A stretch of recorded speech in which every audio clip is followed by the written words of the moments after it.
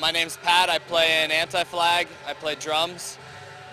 We played Hellfest today. Into the election. So we need to make sure that we vote George Bush out of office right now, which is in July 4th, actually, today. George Bush has more money in his war chest for the election than any of the other Democratic candidates. That means that none of us have a chance to get our voices heard, because the money is how people get their voices heard. And he has far more money than any of us can ever imagine having at this point.